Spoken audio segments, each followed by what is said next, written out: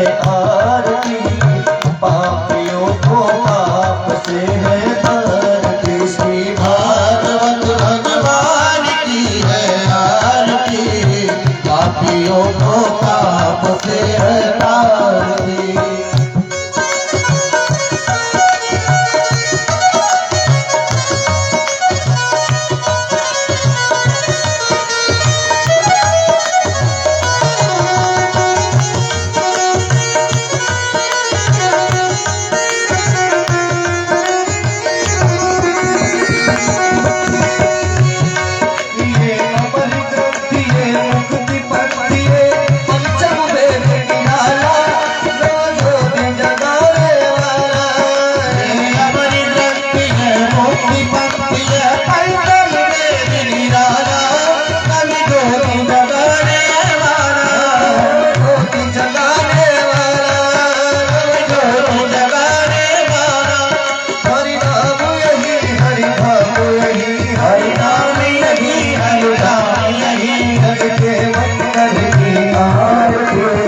पापियों को पाप से है तारती। श्री भागवत भगवान की है आरती, पापियों को पाप से है तारती।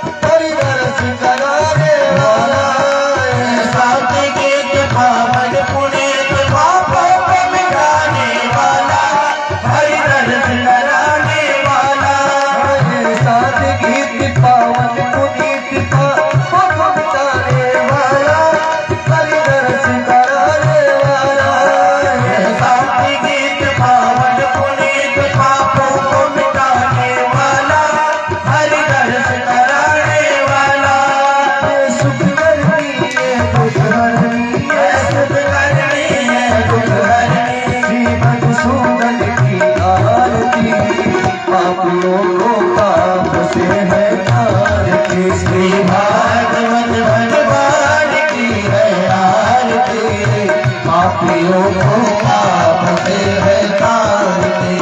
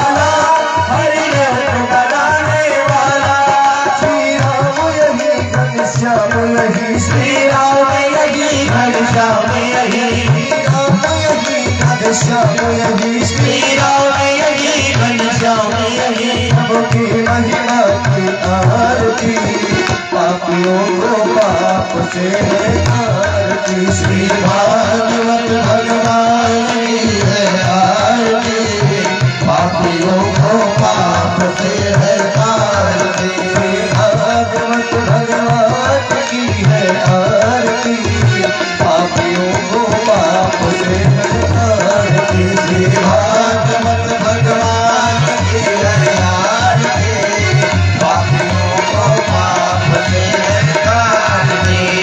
पापियों को पाप से, पापियों को पाप से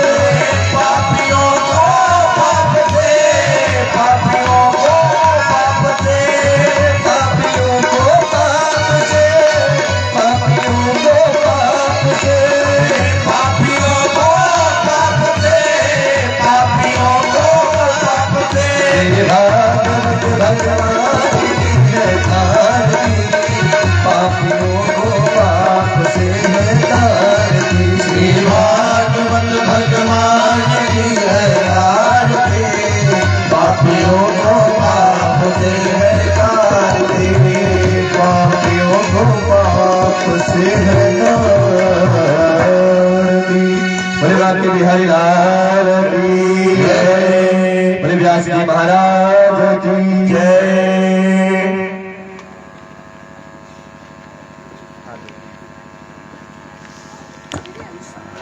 जलेन शीतलीकरणं च पुष्पै देवाभिवन्दनम् तीर्थानि प्रचरन्ति दृगास्तानि गङ्गिरथे गङ्गुं सहस्रयोजनेव धर्माणि तर्मसि हरिः ॐ मामं चक्रेण विद्यमयजन्तदेवास्तानि धर्माणि प्रथमाज्ञासन्न ते अनामं महिमानः सचन्त यत्र पूर्वे साध्या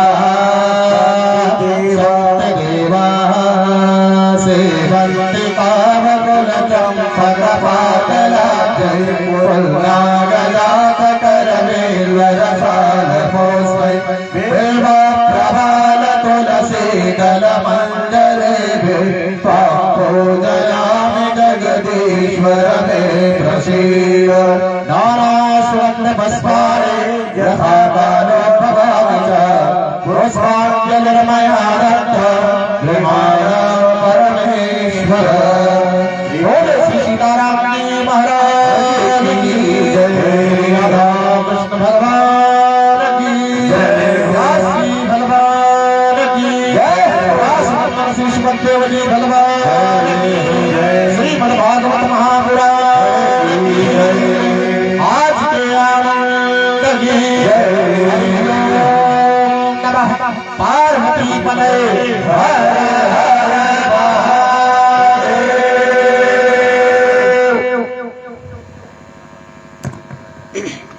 श्री राम राम राम।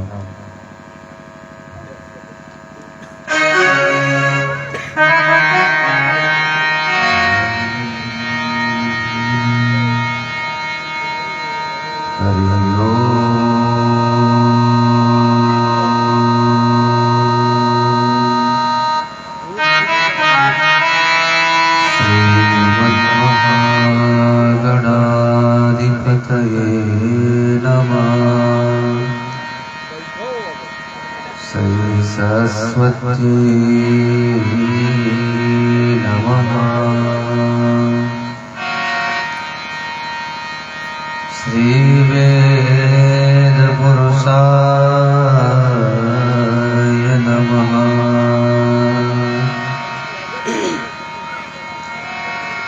नमः परमहंसास्वादित चरण कमल चिन्मकरन्दाय भक्तजनमानस निवासाय श्रीमद्रामचन्द्राय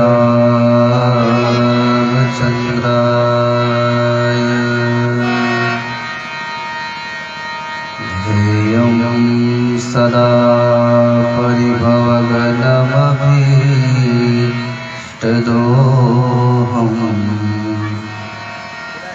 तीर्थास्पदं शिवविरचिनुतं शरण्यम्। प्रत्यार्थिं प्रणतपादभवादिपोतम् वन्दे महापुरुषते चरणारविन्दम्।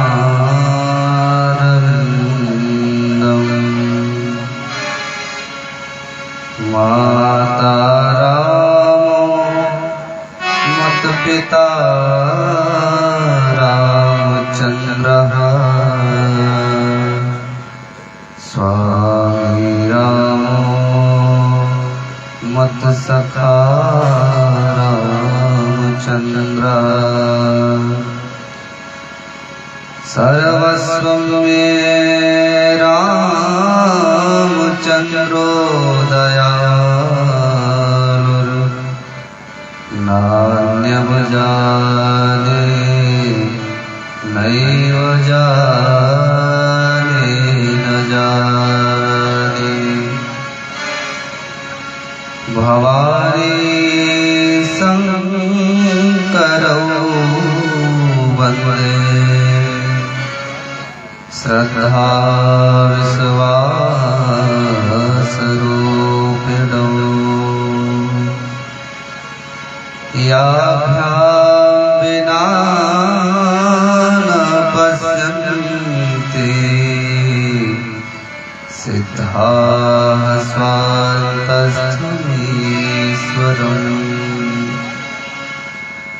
नारायणं नमस्कृत्य नरं चैव नरोत्तमं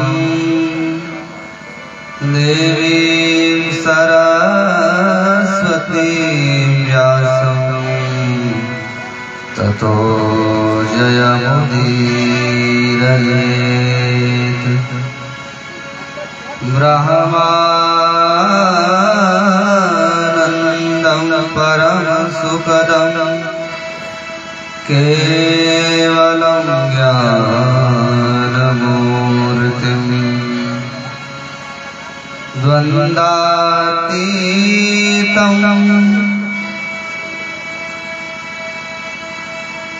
सद्गुरुं प्रणमाम्यहम्। अज्ञानतिमिरान्धस्य ज्ञानाञ्जनशलाकया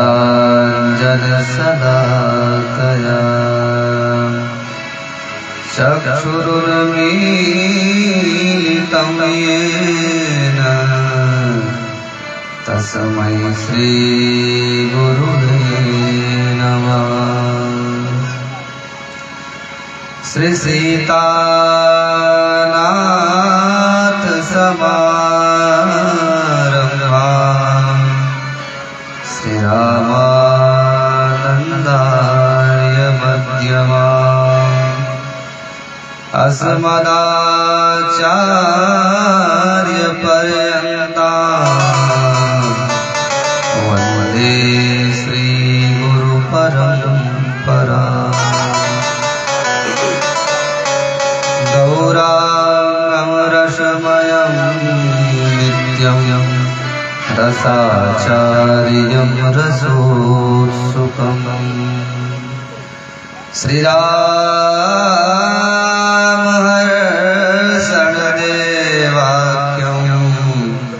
सद्गुरुं प्रणमाम्यहम्।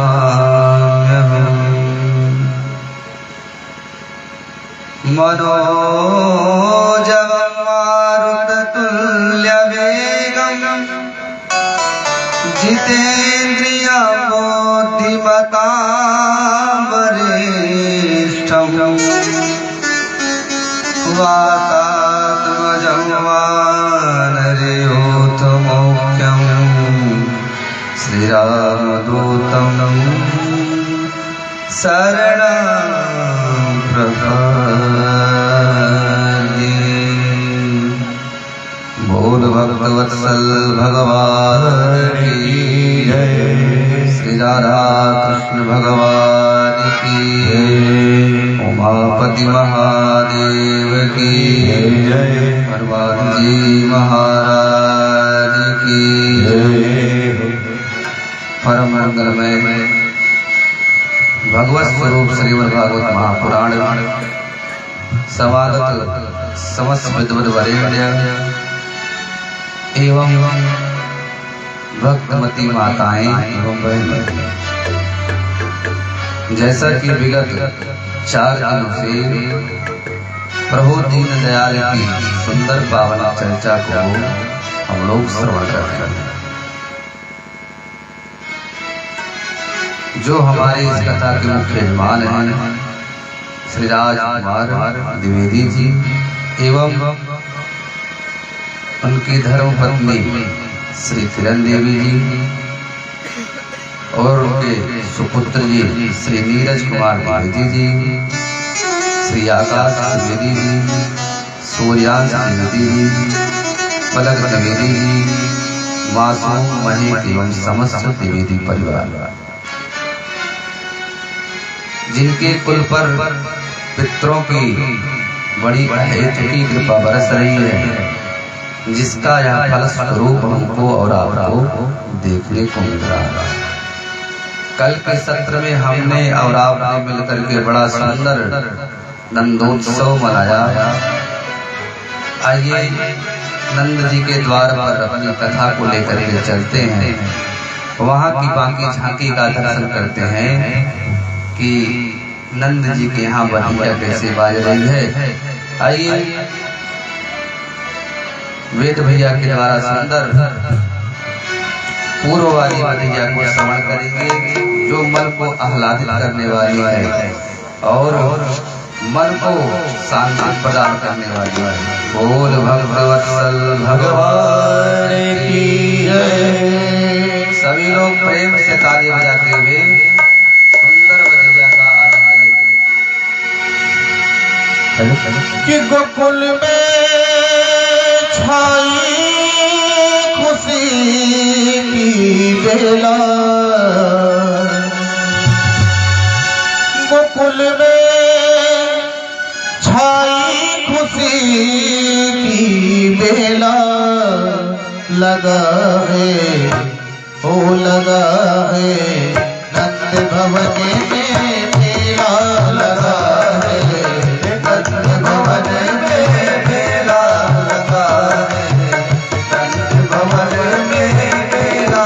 गोकुल में छाई खुशी की बेला, गोकुल में छाई खुशी की बेला, लगा है नंद भवन में मेला, लगा है नंद भवन में मेला, लगा है नंद भवन में मेला।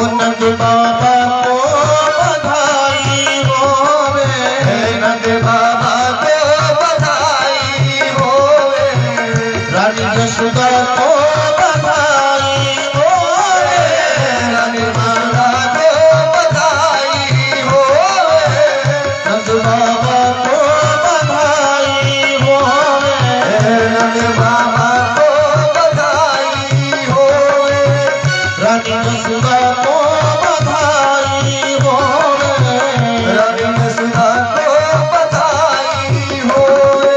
आया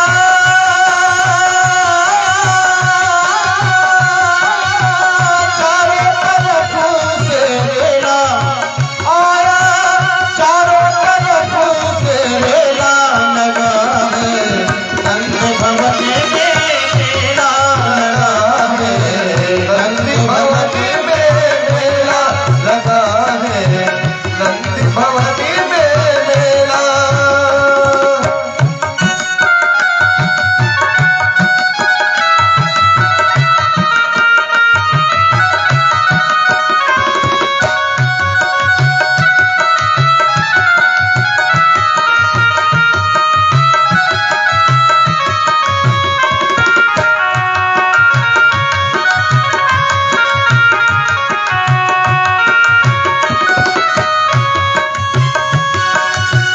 घर घर बटती आज मिठाई, घर घर बटती आज मिठाई, खुशियाँ सारे नगर में छाई, खुशियाँ सारे नगर में छाई, खुशियाँ सारे नगर में छाई, घर घर बटती आज मिठाई, घर घर बटती आज मिठाई, खुशियाँ सारे नगर में छाई, खुशियाँ सारे नगर में छाई।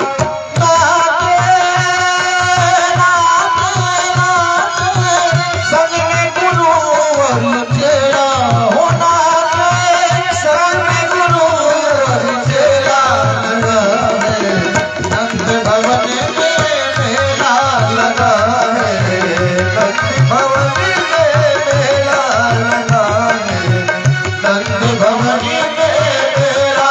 गोकुल में छाई खुशी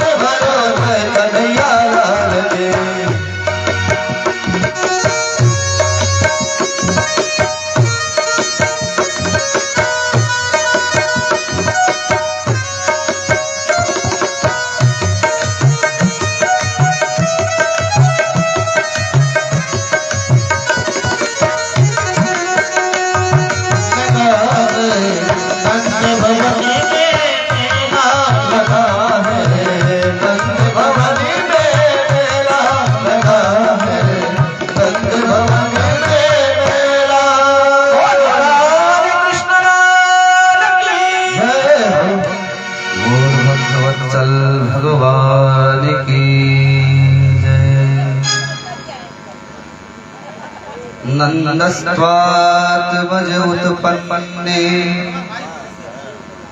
जाता ह्लादो महामना आहूय विप्रान वेदज्ञान स्नातः शुचिरलंकृतः। कल के पावन सत्र में हम सभी लोग मिलकर के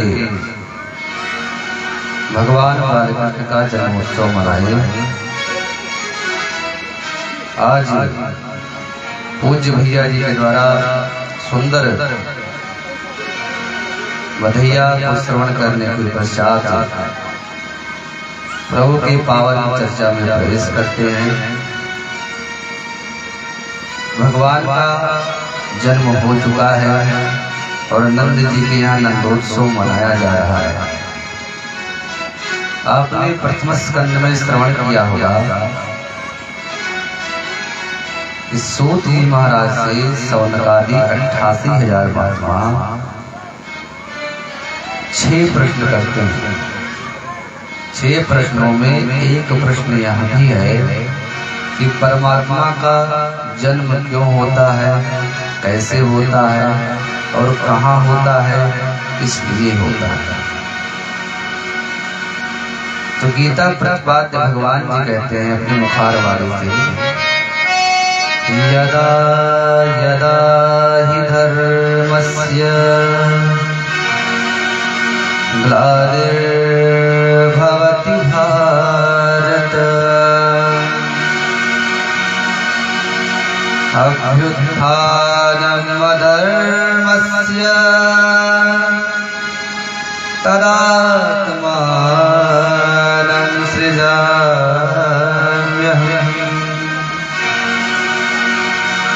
भगवान कहते हैं जब पृथ्वी पर दैत्यों का दुष्टों का बहुत भार बढ़ जाता है तब मैं पृथ्वी को सनातन करने के लिए और विप्र को गौ को सबकी रक्षणार्थ हेतु मेरा इस पृथ्वी पर जन्म होता है। जो संकल्प हमारे प्रभु नारायण ले रहे हैं यही हमारी भगवती कहते हैं मार्कंडेय पुराण अंतर्गत, इत्थं यदा यदा बाधा दानवोत्था भविष्यति तदा तदावतीर्याहं करिष्याम्यर्षं क्षयम्। भगवान कहते हैं जब जब धर्म की हानि होती है और गौ पर ब्राह्मणों पर धर्म पर अत्याचार होता है तब तब मेरा इस पृथ्वी पर अवतार होता है।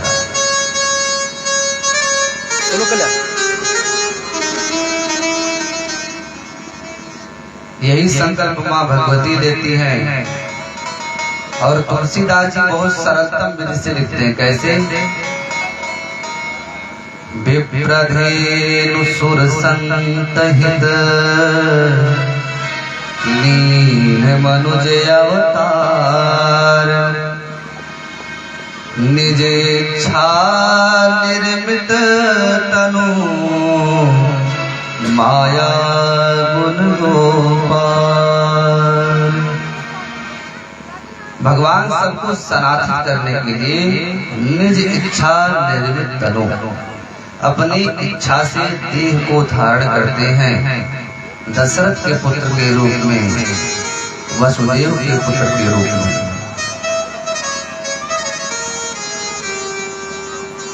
और आकर के पृथ्वी पर कंस जैसे अत्याचार बढ़ाने वाले दैत्यों का संहार करके धर्म की स्थापना करते हैं।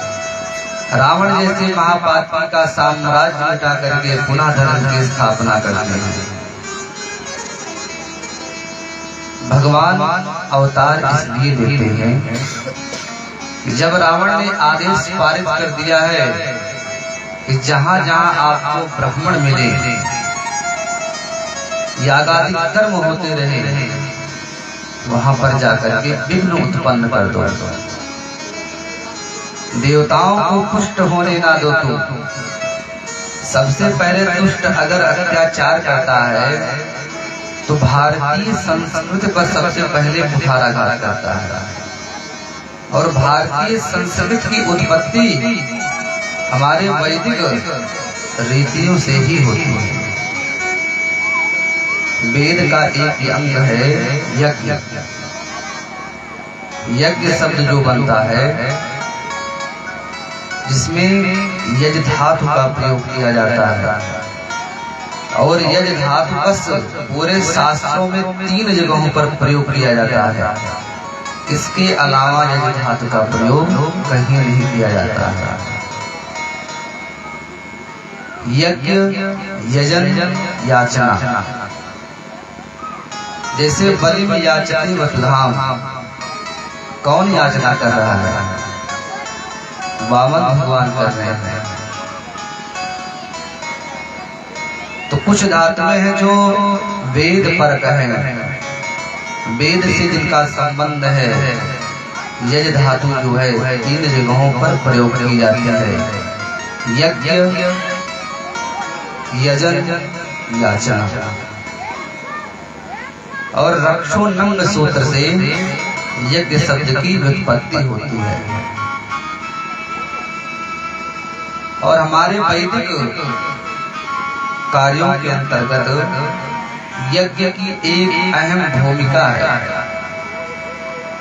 वैज्ञानिक दृष्टिकोण से देखें तो यज्ञ करने के बाद हमारे यहाँ की जो प्रकृति होती है, जो वातावरण होता है, वह शुद्ध होता है। इसलिए हम लोग यज्ञ करते हैं। और आध्यात्मिक दृष्टिकोण से देखेंगे तो यजनम इंद्रादिदेवानां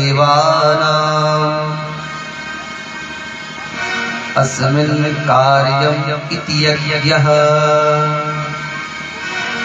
बोले इज्जन्ते पूज्यन्ते अस्मिन् नित्य यज्ञः।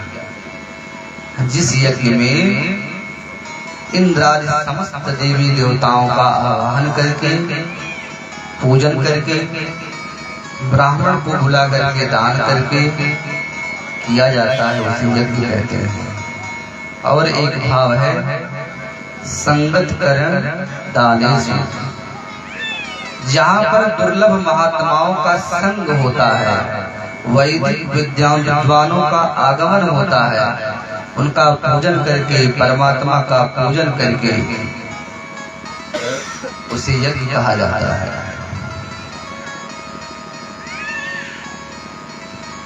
यज्ञ में दान की बहुत बड़ी महत्ता है।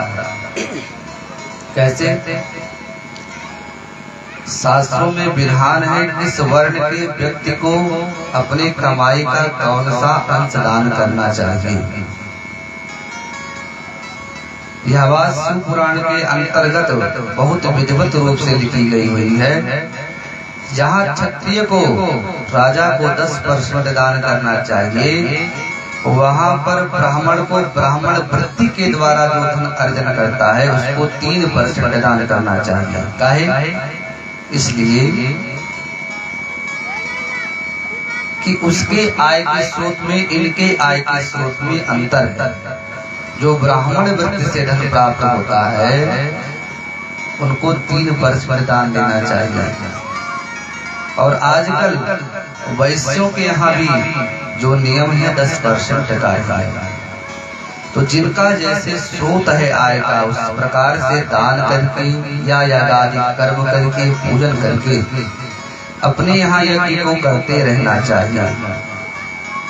यज्ञ का मतलब ये है जैसे हमने अपने खेत में जुताई करके बीज डाल दिया, बीज डालने के बाद में हमने अपनी क्रियाओं को पूर्ण कर दिया, खाद डाल करके, पांस डाल करके, जड़ डाल करके, उसको उर्वरक दे करके हमने पूरा अपना जो कर्तव्य था हमने किया। तो अब खेत की बुआई करना हमारी जिम्मेदारी है, लेकिन लेना परमात्मा के हाथ में है। इसी प्रकार से भगवान के चरणों में अपने रति को, अपने मति को लगाए रखना चाहिए। भगवान जी उसे कहते हैं कर्मण्येवाधिकारस्ते मा फलेषु कदाचन।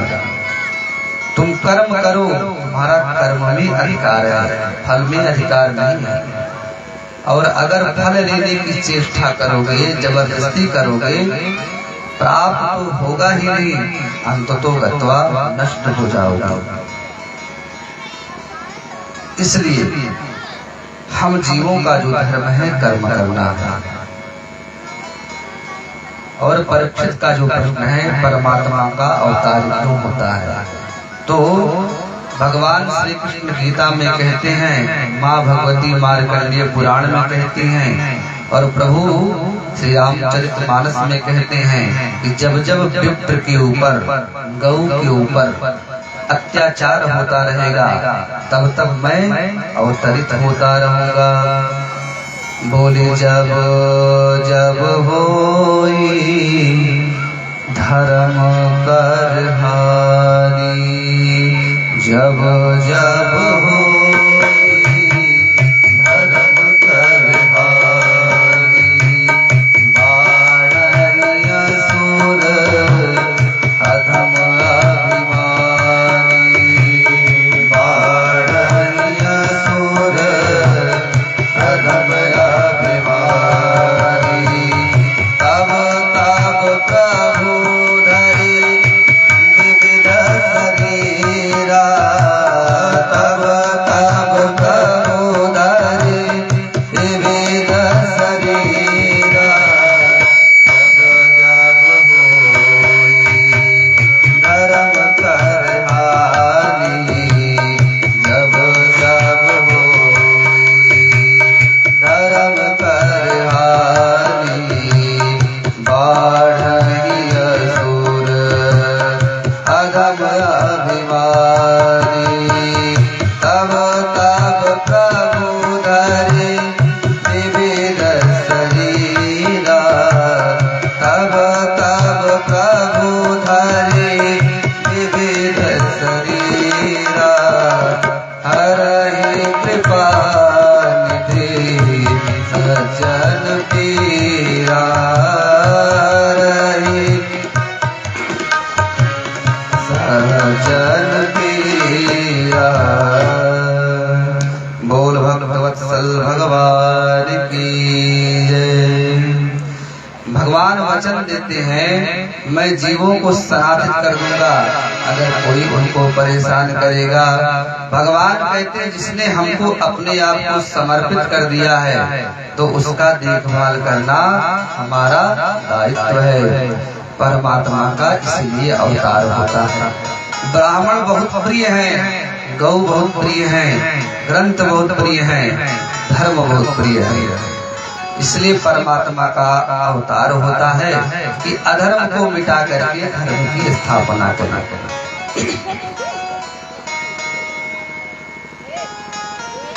नंद जी के यहाँ भगवान बालकृष्ण का सुंदर नंदोत्सव सभी लोग मना रहे हैं। आइए नंद जी के यहाँ देखते हैं किस प्रकार से अपने यहाँ क्रियाओं को संपादित कर रहे हैं। कहते हैं व्यास जी, वाचित्वा स्वस्वतयनम जात कर्मात्मजस्य वै कार्यामास विधिवत पितृदेवार्चनम तथा। आज पुत्र ने जन्म लिया है तो नंद जी सबसे पहले उन वैदिक विद्वानों को बुलाते हैं जो वेद रीत से गुरुकुल में रह करके पढ़े हैं और उनके द्वारा सुंदर स्वस्तिवाचन करा रहे हैं। स्वस्तिवाचन के साथ साथ में जात कर्मात्मजस्य वै, और ये सारी क्रियाओं को संपादित करते हुए सर्वप्रथम अपने पितरों की पूजा करते हैं। पितृदेवार्चनम तथा, पहले पितृ क्रिया की जाती है तब जाकर के देव क्रिया की जाती है। जैसे इस कथा को श्रवण करने से पहले हमारे द्विवेदी जी सबसे पहले गया जी में जाकर के अपने पितरों के निमित्त इन्होंने पिंडदान किया है और पिंडदान के उपरांत तब जाकर के श्रीमद् भागवत कथा का आयोजन किया है। तो किसी भी पुण्य कर्म को करने से पहले हमको अपने पितरों का पूजन करना चाहिए। और एक बात, भागवत की कथा गया जाने के बाद तो श्रवण ही की जाती है, और वैसे भी जिन भक्तों को भगवान की कथा सुंदर लगती है उनको गया जाने की आवश्यकता नहीं है। इसलिए कथा नाम नियमो नास्ति सर्वदा श्रवणम मतम, ये तो सत्संग की विधा है। इसमें जीव को परमात्मा के सन्निकट कैसे पहुंचाया जाता है, इन सभी बातों का वर्णन है। नंद जी महाराज आज सुंदर पितृ क्रिया करते हैं और उसके बाद में बैठ करके भगवान के सुंदर पूजन के कार्य को प्रारंभ करवाते हैं। ब्राह्मणों को बुला करके स्वस्ति वाचन करवाते हैं, स्वयं बैठ करके स्नानादिक क्रिया करके पितृ क्रिया करते हैं। फिर करते क्या है, बोले धेनु नाम होते प्रादात विप्रेभ्यः समलंकृते तिलाद्री सप्त रत्नौघ सातकों भावरामृता। इसके बाद ब्राह्मणों को बुला करके खूब दान देते हैं महाराज। जितने भी गेट आज नंद द्वार में लगे हुए हैं उन सभी गेटों से आज सभी ब्राह्मणों को जो भी दान लेने के लिए उत्सुक आए, आज सबको दान दिया जा रहा है। कोई 1 नंबर वाले गेट पर जा रहा है, वहाँ पर चांदी के पात्र बट रहे हैं। कोई 2 नंबर वाले गेट पे जा रहा है, वहाँ पर स्वर्ण के पात्र बट रहे हैं। आज नंद जी के खजाने में जितना भी धन था महाराज, आज नंद जी महाराज लुटा दे रहे हैं। क्यों? क्योंकि 60 वर्ष की अवस्था में उनको पुत्र रत्न की प्राप्ति हुई है, तो उनके प्रसन्नता का कोई पारावार नहीं है महाराज। जैसी समस्या नंद जी को थी कि 60 वर्ष की अवस्था में उनको पुत्र रत्न की प्राप्ति हुई, ऐसे ही दशरथ जी का भी चौथा पन लग चुका था। चौथे पन पायो सुतचारी। तो नंद जी पुत्र रत्न पाकर के बहुत आह्लादित हैं, बहुत प्रसन्न चित्त है महाराज, और आज सर्वस्व दान करते हुए प्रसन्नता पूर्वक आज यागादि कर्म करते हैं। नंद जी के यहाँ नंदोत्सव मनाया जा रहा है और भगवान शंकर आते हैं कैलाश छोड़ करके दर्शन करने के लिए। अब एक बटछाव में भगवान शंकर आकर के बैठ जाते हैं, परंतु अपना हुआ स्वरूप नहीं धारण किए हैं। कौन सा? बोले जटा गंगाधारम भुजगवरहारम विषधरम। जटा में आज गंगा सुशोभित नहीं है, गले में रुद्राक्ष की माला नहीं है, सर्प नहीं लपेटे, तो बोले एक महात्मा का रूप बनाए हैं। लेकिन कितना भी कर ले, जो वैराग्य का स्वरूप शंकर जी का है वह दूर जाने वाला नहीं है। तो कैसे है? सब कुछ मान लीजिए उतार दिए, लेकिन भस्म लग उतारना आज नहीं भूले। शरीर में भस्म लगी हुई है महाराज, और बहुत विकराल स्वरूप बना करके आज वट की छांव में बैठे हुए हैं। क्यों? जब शंकर जी को पता चला कि भगवान गोकुल में अवतरित हो चुके हैं, तो वे जाना चाहते हैं। और एक बात, सूर्य वंश में सूर्य राम जी के जन्म लेने पर 1 महीना पर्यंत हटे ही नहीं उनके पास से, तो चंद्रमा को बहुत कष्ट हुआ था। तो जो प्रतीक्षा सूर्य कर रहे हैं वही प्रतीक्षा आज चंद्रदेव कर रहे हैं। श्री कृष्ण भगवान की बाकी झांकी का दर्शन करते रहते हैं, और भगवान विश्वनाथ भी आकर के वट छांव में बैठ जाते हैं। और होता क्या है, नंद भवन में आज बड़ी लंबी कतार लगी हुई है। एक के ऊपर एक लोग लदे जा रहे हैं, अकेले जा रहे हैं कि लाला का दर्शन हमको करना है। जब नंद जी के यहाँ लाला का जन्म हो गया तो सारी गोपियां सज धज करके सुंदर सुंदर आभूषण लेकर के आज नंद जी के लाला का दर्शन करने के लिए आ रही हैं। इधर गोपियां आ रही हैं, उधर भगवान शंकर भी प्रतीक्षा कर रहे हैं कि भगवान श्याम सुंदर का दर्शन हमको भी प्राप्त हो जाए। अब होता क्या है, भगवान शंकर का नारायण का तो बड़ा अटूट प्रेम है ना। जितनी चिंता भगवान शंकर को दर्शन करने की है, उतनी चिंता भगवान कृष्ण को आज महादेव की दर्शन करने की चिंता है। तो आज महादेव वट की छाया में बैठे हुए हैं और भगवान भोलेनाथ तो प्रभु का ध्यान कर रहे हैं। तो अब युक्ति निकाली जाए कि भगवान शंकर से कैसे मिला जाए। क्यों? क्योंकि भगवान तो छोटे हैं ना, अब चल करके तो आ नहीं सकते हैं। और भगवान शंकर का जो स्वरूप है, सब कुछ त्याग दिया लेकिन तब भी विकराल स्वरूप है। तो भगवान कृष्ण आज रोना प्रारंभ करते हैं और इतने रोते हैं कि किसी के किसी भी उपाय करने पर वे शांत नहीं होते हैं। भगवान श्री कृष्ण का आज रो रो करके बहुत बुरा हाल हो रहा है। कोई आता है, कहता है मैया अपने लाला को ले जा करके उस बाबा के पास बैठा दो, हो सकता है कुछ टोना वगैरह लगा हो तो झाड़ फूक करके सही कर देंगे। अब मैया का जब ध्यान भगवान शंकर की तरफ जाता है, तब तो मैया आज भगवान भोलेनाथ को देख करके डर जाती हैं कि नहीं मैं आज वहां पर नहीं जाऊंगी। लेकिन करे तो करे क्या? एक कह रहा है कि नहीं बड़े जानकार बाबा हैं, एक मिनट में तेरे लाला को सही कर देंगे, ठीक कर देंगे। तो मैया आज लाला को अपनी गोदी में लेकर के बाबा के पास जाती हैं। और बाबा का तो स्वरूप बड़ा निर्मल है। भगवान भोलेनाथ की वट छाया में बैठे हुए खड़े होने क्यों? लाला का दर्शन करना है। भगवान शंकर तो हाथ बढ़ाना चाहते हैं कि मैया लग रहा है गोदी में लाकर के दे देगी, लेकिन यशोदा मैया भी डर के मारे अपने हाथों में ही लाला को ली है। और शंकर भगवान से कहती हैं, हे बाबा तुम दूर से ही कुछ झाड़ करके दे दो, लाला हमारा ठीक हो जाए। तो भगवान शंकर के नयन तरस रहे भगवान की बाकी झांकी को देखने के लिए।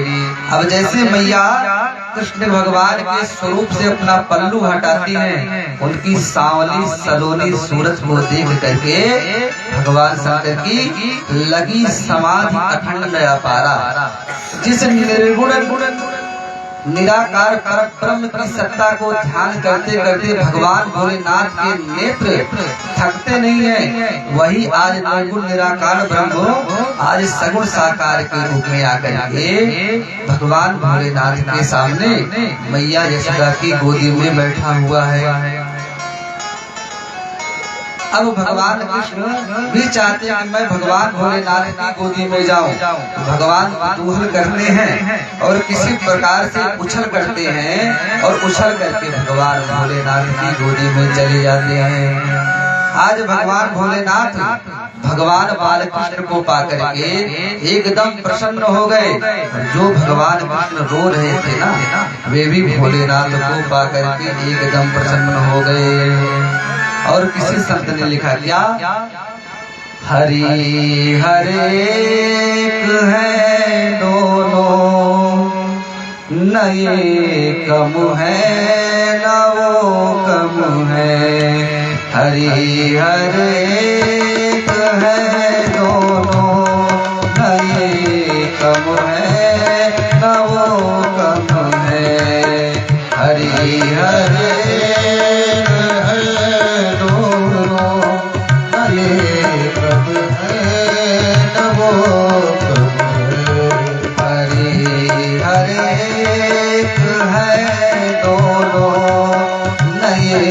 कम है न वो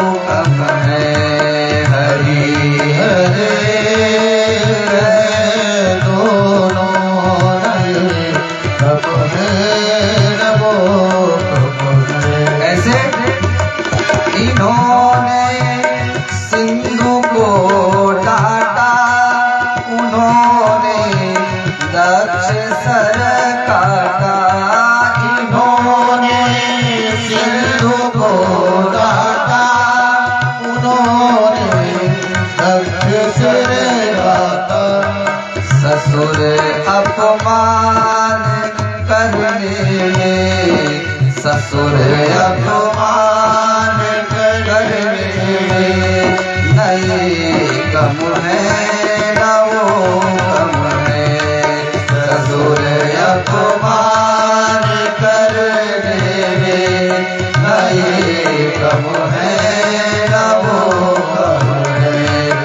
हरि हर एक है दोनों, हरि हर एक है दोनों, नहीं कम है न वो कम है। दया भक्तों के करने में, दया भक्तों के करने में, नहीं कम है न वो कम है। हरि हर एक है दोनों, नहीं कम है न वो कम है। सभी लोग प्रेम से ताली बजाते हुए इस भजन को ध्यान से करके सुनेंगे तो बड़ी सार्वजनिक बात आपको समझ में आएगी। कहते हैं हरि हर एक है दोनों, न ये कम है न वो कम है। लालायित दोनों आपस में मिलने के लिए। और संत भगवान लिखते हैं कि इन्होंने सिंधु को डाटा। कब डाटा? जब रामावतार था तो प्रेम से कहने पर सिंधु मानता नहीं है, मार्ग नहीं देता है, लेकिन एक बार जैसे निकाला, निकालने के बाद में अपने आप मार्ग दे दिया। तो नारायण के तो ससुर लगते हैं ना, क्योंकि क्षीर सागर में रहते हैं। और जो उनके ससुर दक्ष जी हैं, उनका सर भगवान के गणों ने अलग कर दिया है। इसीलिए इन्होंने सिंधु को डाटा, उन्होंने दक्ष सर काटा। इन्होंने सिंधु को डाटा, उन्होंने दक्ष सिर काटा। ससुर अपमान करने में, ससुर अपमान करने में, नहीं कम है न वो कम है। ससुर अपमान करने में, नहीं कम है न वो कम है। ये रहते क्षीर सागर में, वो रहते हैं हिमालय में। ये रहते क्षीर सागर में, वो रहते हैं हिमालय में। ससुर घर दोनों रहते हैं, ससुर घर दोनों रहते हैं, नहीं कम है न वो कम है। ससुर घर दोनों रहते हैं, नहीं कम है न वो कम है। हरि हर एक है दोनों, नहीं कम है न वो कम है। हरि हर एक है दोनों, नहीं कम है न वो कम है। ये पीते प्रेम का प्याला, वो पीते भंग का प्याला। ये पीते प्रेम का प्याला, वो पीते भंग का प्याला। ये पीते प्रेम का प्याला, वो पीते भंग का प्याला। ये पीते प्रेम का प्याला, वो पीते भक्त का प्याला। दया भक्तों के करने में, दया भक्तों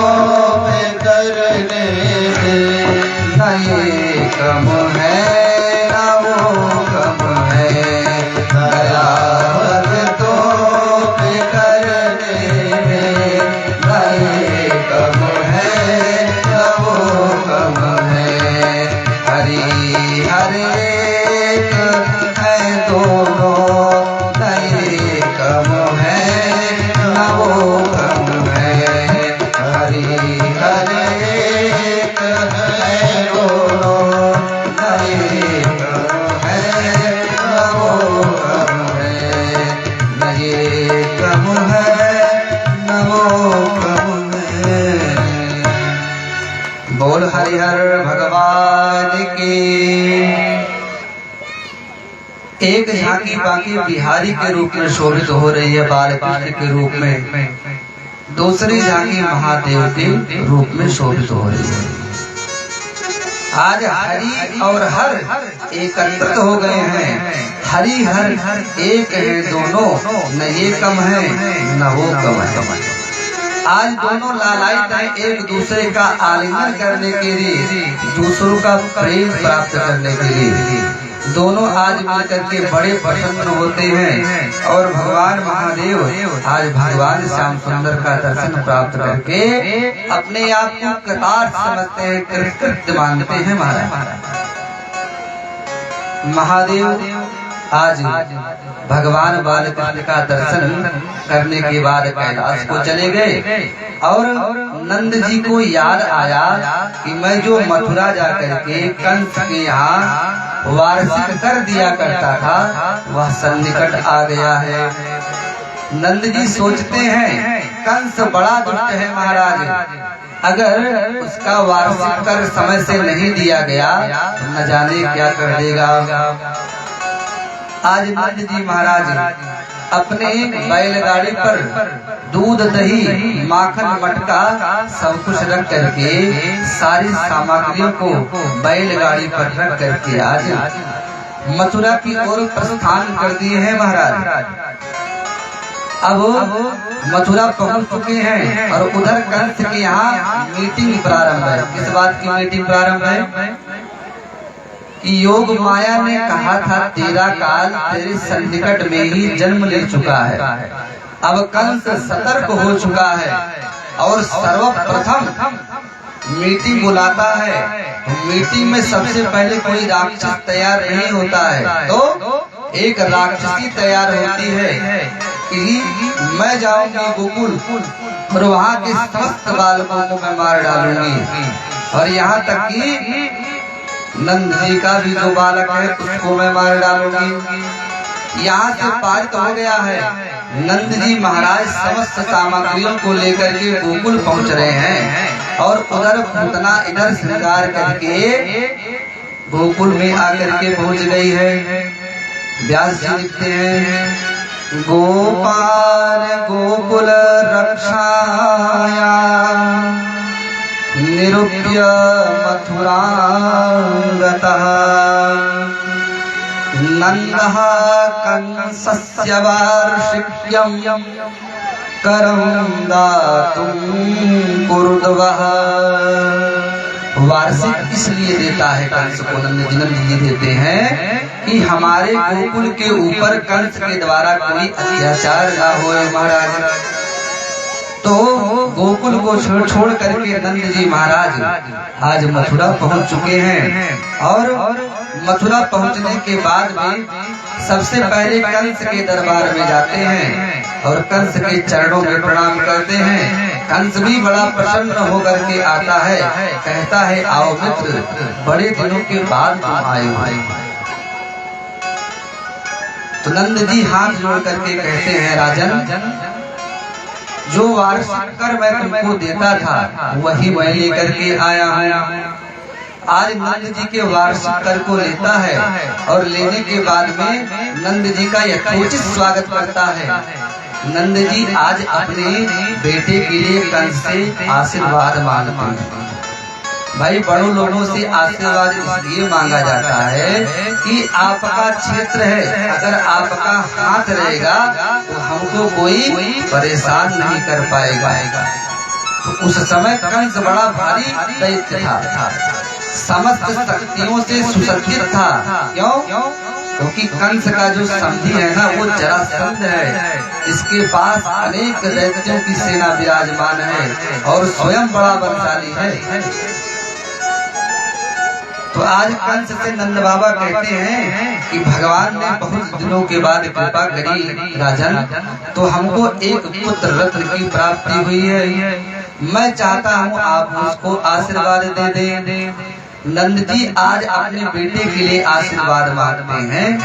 तो आज कंस बड़ा प्रसन्न होकर के कहता है चिरंजीवी हो, यशस्वी हो, दीर्घजीवी हो और यहाँ तक कह देता है कंस, जो तेरे बालक का दुश्मन हो उसका सत्यानाश हो। आज सभी प्रकार के वरदानों को कंस दे देता है नंद जी को। नंद जी कंस के दरबार से निकलते हैं और आते हैं तो वसुदेव जी से मुलाकात होती है। वसुदेव भी चाहते हैं क्या कि नंद जी से हमारा मिलन हो जाए। वसुदेव जी के कंस के राजसभा में क्या हो रहा है, कैसे हो रहा है, सारी बातों का भान है महाराज को। तो वसुदेव जी को बड़ी चिंता हो रही। काहे चिंता हो रही? चिंता इसलिए हो रही है कि अभी अभी राज्यसभा में पारित हुआ जो भी नवजात शिशु हैं उनको मार दिया जाए, और गोकुल में मेरे लाला को नंद जी छोड़ करके चले आए हुए हैं, तो लाला की रक्षा कौन करेगा। तो वसुदेव जी महाराज नंद जी से मिलते हैं और दोनों आपस में बहुत प्रेम से मिलते हैं। क्यों? नंद जी और वसुदेव जी बड़े सन्निकट वाले मित्र हैं, बड़े प्रेमास्पद वार्तालाप को करने वाले मित्र हैं, एक दूसरे के सुख में सहभागिता लेने वाले हैं। आज नंद जी को पता है वसुदेव जी के 8 बच्चे कंस ने मार दिए हैं, तो नंद जी आज वसुदेव से कोई कुशल क्षेम नहीं पूछते हैं बालकों के बारे में कि भैया बालक कैसे, क्योंकि नंद जी को पता है ना कि अगर मैं उनसे यह पूछता हूँ कि आपके बालक कुशल हैं, उनको कैसे कंस ने मार दिया, तो हो सकता है वसुदेव जी को थोड़ा सा कष्ट हो, आत्मिक ग्लानि हो। इसलिए आज नंद जी कहते भैया सब कुछ कुशल से तो है, और हमको बड़ा कष्ट हुआ आपके विषय में जान करके, और भगवान ने बहुत दिनों के बाद कृपा करी है वसुदेव जी, हमारे यहाँ भी लाला का जन्म हुआ है। मैं कुछ परिस्थितियों के कारण मैं आपको नहीं बुला पाया। क्यों?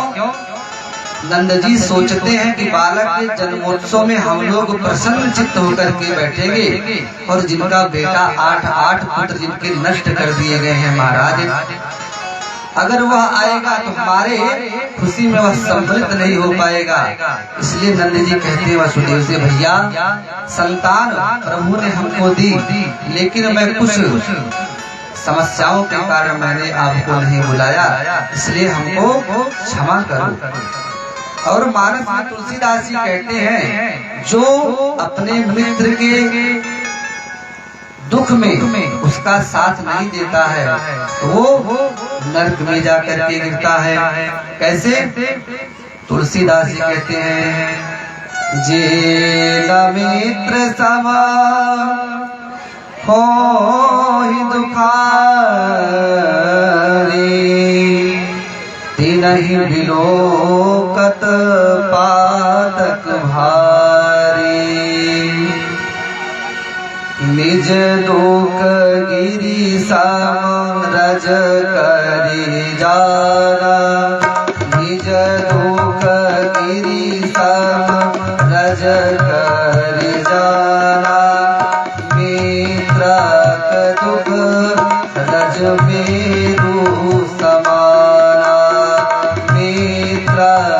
दुख रज मेरु समाना, जेना मित्र सम मोहि दुखारे, तिनहि बिलोकत पातक भारी, तिनहि बिलोकत पातक भारी, तिनहि बिलोकत पातक भारी।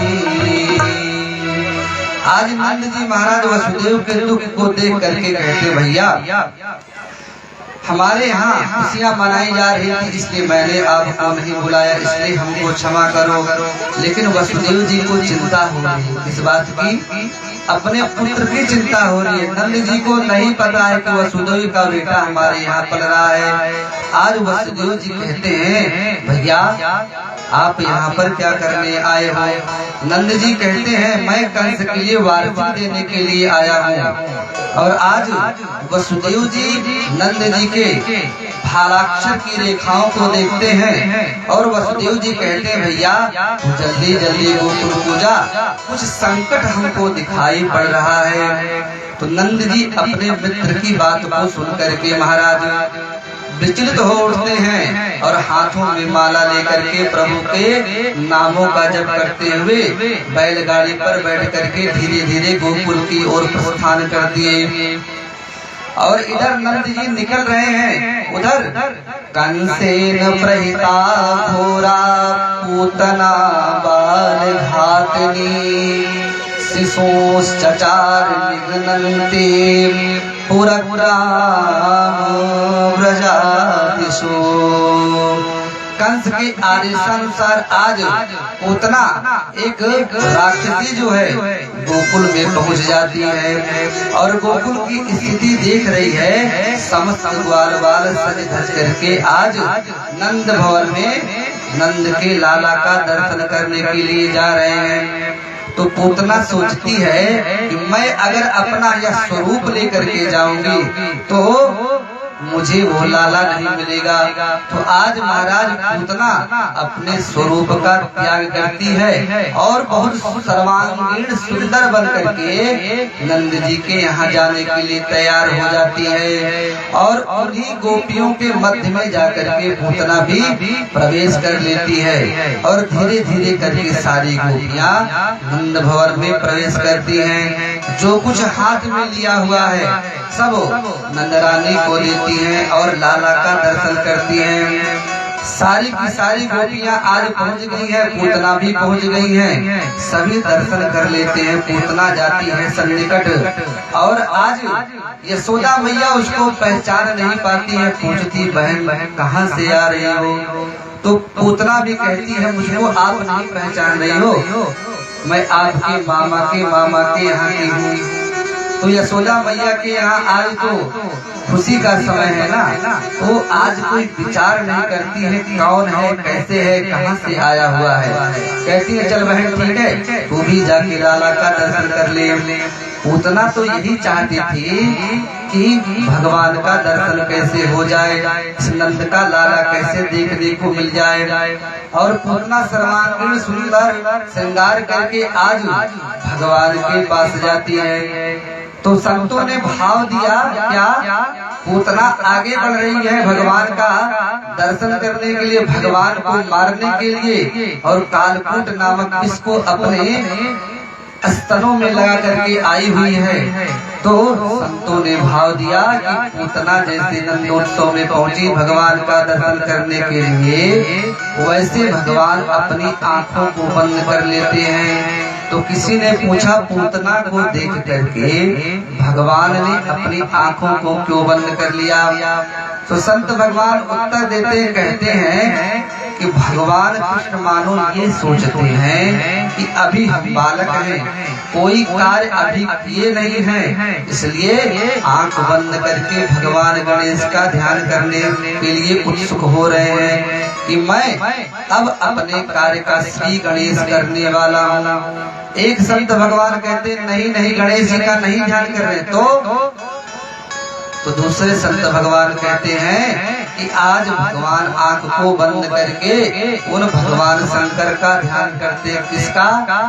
जो समुद्र से निकला विषता जिसका पान कर लिया, उन भगवान शंकर का ध्यान करते हैं। इसलिए कि प्रभु मैं तो इस ब्रज में आया हूँ माखन मिश्री खाने के लिए और मुझे किसी जहर पीने का अभ्यास नहीं है, आपको तो अभ्यास है, इसलिए आप आकर के इस जहर का पान कर ले और हमारी रक्षा कर दे। इस प्रकार के बहुत सारे भाव संत जन देते हैं।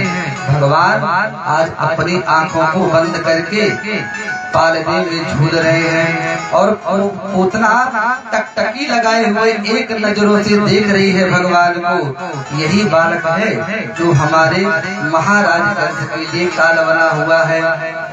तो पूतना चाहती है कि गोद में लेने के लिए, इतने में यशोदा रानी आती है, कहती है बहन अगर तुझको बालक इतना ही सुंदर लग रहा है तो अपनी गोदी में लेकर के इसे तू लाड डाले। अब पूतना तो यही चाहती थी कि हमको बस एक बार आदेश मिल जाए, मैं लाला को अपनी गोदी में उठा लूं। अब भगवान बाल मुकुंद को अपनी गोदी में पूतना लेकर के बहुत प्रसन्न हो गई। क्यों?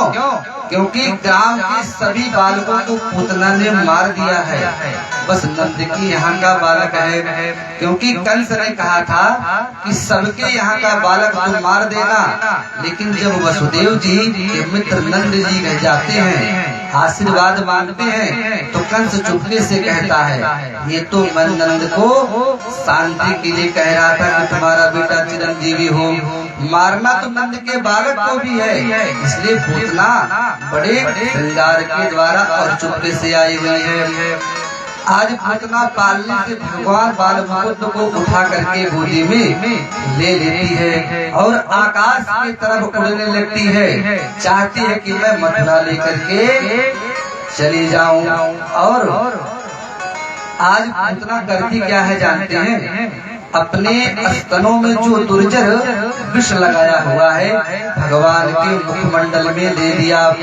और भगवान श्री कृष्ण आज पूतना के स्तनों के दूध को पान करने के लिए प्रयास करने लगते हैं। और सबसे पहले तो जहर को पीते हैं और जहर को पीने के बाद में पूतना के दूध का पान करते हैं। और दूध को पीते पीते महाराज पूतना के प्राणवायु को भी भगवान पीने लगते हैं और अंत में पूतना के मर्मस्थलों में बहुत भयानक पीड़ा होने लगती है। तो पूतना आज भगवान कृष्ण से कहती है मुच्चिताम मुच्चिताम में से, अर्थात मुझको छोड़ दो छोड़ दो छोड़ दो। सा मुंच मुंचाल प्रभाषणी निष्पीड्यमाना के जीव मर्मणि, कहती है मुझको छोड़ दो, मुझको मारो नहीं। अब पूतना कि भगवान प्राणों का पान कर रहे हैं और जब प्राणों का पान करना प्रारंभ कर दिए, पूतना अपने स्वरूप में आ गई और पूतना आकाश मंडल में लेकर के उड़ रही है। भगवान धीरे धीरे करके पूतना के प्राणों को खींच लेते हैं और पूतना का शरीर आज इतना लंबा चौड़ा है कि भागवत जी में लिखते हैं कि पतमानो पितत्तेह स्त्री गभ्योत्यंतर द्रुमान। गभ्युति है, एक गभ्युति में 2 कोष होते हैं और 3 गभ्युति में 6 कोष होते हैं। एक कोष में 3 किलोमीटर होता है और 6 कोष में 18 किलोमीटर होता है। तो 18 किलोमीटर का शरीर है पूतना का। आज इतनी लंबी चौड़ी पूतना आज जब अपने स्वरूप में आ गई तो कंस के बगीचे के ऊपर आज भगवान को लेकर के उड़ रही थी। तो भगवान ने उसके प्राण वायु को पी लिया महाराज और पूतना भगवान को लेकर के उड़ी कंस के बगीचे में झाम करके गिरती है महाराज। अब पूतना इधर भगवान बालकृष्ण को लेकर के चंपत हो चुकी है और यशोदा मैया देखती है पालने में लाला था वो कहाँ चला गया। अब आज बड़ी भारी चिंता हो रही है, लाला कहाँ गया, लाला कहाँ गया। अब बाहर जाकर के यशोदा मैया देखती है कि कुछ दूर बगीचे में जोर की आवाज हुई है। सारे ग्वाल बाल मिल करके बगीचे की ओर भागते जाते हैं और देखते हैं महाराज एक विकराल काय की शरीर वाली पूतना कंस के बगीचे में जा गिरी है। तो आज होता क्या है, सारे ग्वाल बाल मिल करके पूतना को देखने के लिए भागते हैं। यशोदा मैया भी आज पीछे पीछे अपने लाला को देखने के लिए भाग रही है और देखती क्या है, भगवान श्याम सुंदर पूतना के पेट के ऊपर बैठ करके खेल रहे हैं। और जाती है तुरंत यशोदा मैया भगवान श्री कृष्ण को पूतना के उदर के ऊपर से उठा लेती है और अपना दुग्ध पान कराने लग जाती है। जब भगवान कृष्ण दुग्ध पान कर लिए तब यशोदा मैया को विश्वास हो गया लाला हमारा सुरक्षित है। अब यशोदा मैया के मन में विचार चल रहा है, यह पूतना कैसे मेरे लाला को लेकर के चली गई थी। तो आज यशोदा मैया बहुत विस्मित हैं, बहुत परेशान हैं। इतने में नंद जी महाराज मथुरा से कर दे करके लौट आते हैं और जैसे पता चलता है कि पूतना राक्षसी यहाँ पर आई थी और भगवान श्याम सुंदर को लेकर के भगी थी और कंस के बगीचे में जा करके गिर गई, पता नहीं कैसे। तो आज नंद जी कहते हैं कि वसुदेव एक नंबर का ज्योतिषी है कि उसने मुझको पहले ही बता दिया था कि आप गोकुल जाइए, गोकुल में बहुत बड़ा संकट आने वाला है। और तो और मैंने गोकुल से ही माला जपना प्रारंभ कर दिया था और उसी माले का यह प्रभाव है, हमारे लाला को कहीं कुछ नहीं हुआ। अब सारे ग्वाल बाल मिल करके पूतना को देखते हैं कि इतना लंबा चौड़ा शरीर है महाराज, कहाँ लेकर के जाए इसको हम। तो नंद जी आदेश देते हैं कि जाओ अपने अपने घर से कुल्हाड़ी लेकर के आओ और पूतना के शरीर को काट करके विभज्य करके उसके ऊपर लकड़ी रख करके तुम लोग जला दो। तो आज पूतना के इतने लंबे चौड़े शरीर को आज काटते हैं और जिस बगीचे में गिरी है उन बगीचे की सारी लकड़ियों को इकट्ठा करके पूतना के ऊपर ला करके फेंक देते हैं और सभी ग्वाल बाल मिल करके पूतना के शरीर को जला देते हैं। तो होता क्या है, जिस पूतना के शरीर को जलाने के बाद दुर्गंध आनी चाहिए, सुखदेव स्वामी कहते हैं पूतना तो राक्षसी है लेकिन उसके शरीर को जलाने के बाद जैसे गोकुल की सुगंध आ रही है, इत्र की सुगंध आ रही है और चारों दिगांचलों को सुगंधित कर रही है। तो सुखदेव स्वामी से परीक्षित जी पूछते हैं कि भगवान हमको ये बताइए, क्या किसी राक्षसी के मरने पर भी सुगंध की प्राप्ति होती है? शरीर के जलने पर तो दुर्गंध निकलती है लेकिन इस राक्षसी के मरने पर सुगंध कैसे निकल रही है? तो सुखदेव स्वामी कहते हैं परीक्षित, जिन बलि के यहाँ भगवान वामन 3 पग की भूमि मांगने के लिए गए थे ना, वही वामन भगवान को बलि की कन्या देख करके बहुत प्रसन्न हो गए थे और उसके मन में एक भाव यह आया था कि इस छोटे से बालक को अगर मैं दुग्ध पान कराती तो मेरा जीवन कृतार्थ हो जाता। बलि के पुत्री का मन में विचार चल रहा है, इस छोटे से बालक को देख करके इतने प्रसन्न हो गई कि अगर आज ये हमको मिल जाए तो मैं इसको दुग्ध पान कराऊं। लेकिन जब वामन भगवान 3 पैर मांग लेते हैं, बलि को छल लेते हैं, तो वही रत्नावली कहती है देखने में तो छोटा है लेकिन बड़ा दुष्ट है। जब अभी मन में विचार चल रहा कि दुग्ध पान कराऊं, लेकिन जब देखती हमारे पिता को छल लिया ना, तो आज रत्नावली कहती है अगर ये हमको मिल जाए तो मैं इसको जहर पिला करके मार डालूं, इसलिए हमारे पिता को छल लिया। तो वही बलि की पुत्री आज पूतना बन करके आई है।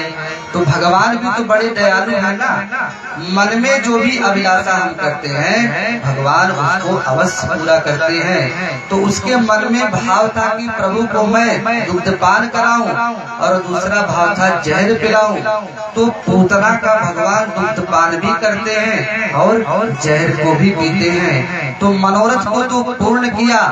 और संत कहते हैं पूतना के शरीर से दुर्गंध इसलिए नहीं आ रही है क्योंकि भगवान पूतना के गोदी में बैठे हैं ना, तो जिसका संस्पर्श भगवान से हो जाए तो भला वह दुर्गति को कैसे प्राप्त होगा।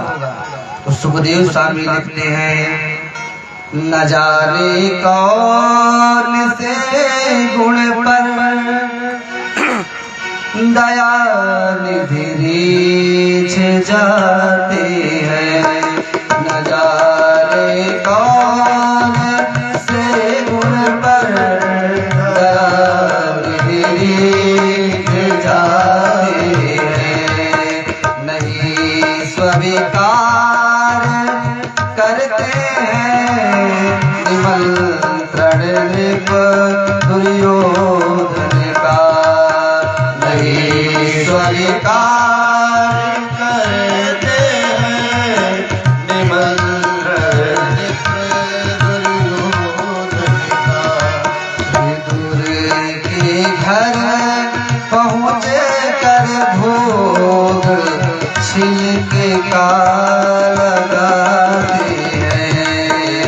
विदुर के घर पहुँच कर भोग छिलके का लगाते हैं। न जाने कौन से गुण पर दया निधि रीझ जाती है। न जाने कौन से गुण पर दया रीझ जाते हैं।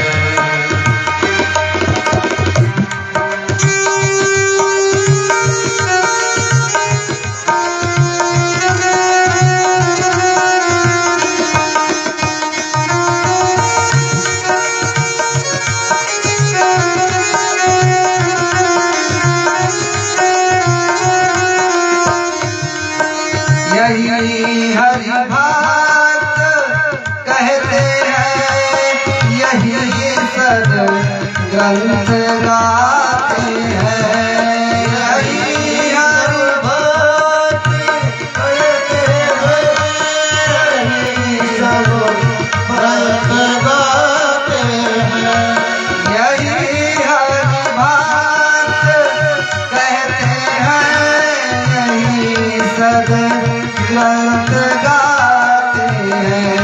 यही हरि भक्त कहते हैं, यही सब भक्त गाते हैं। न जाने कौन से गुण पर दया निधि रीझ जाती है। न जाने कौन से गुण पर दया निधि रीझ जाती है।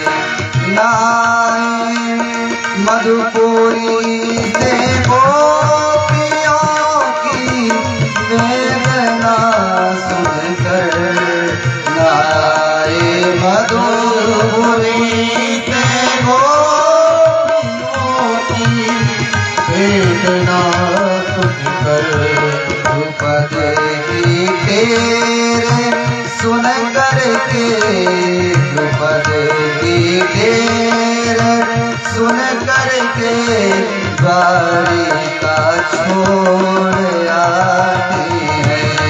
द्रुपद की टेर सुन करके द्वारिका छोड़ आती है।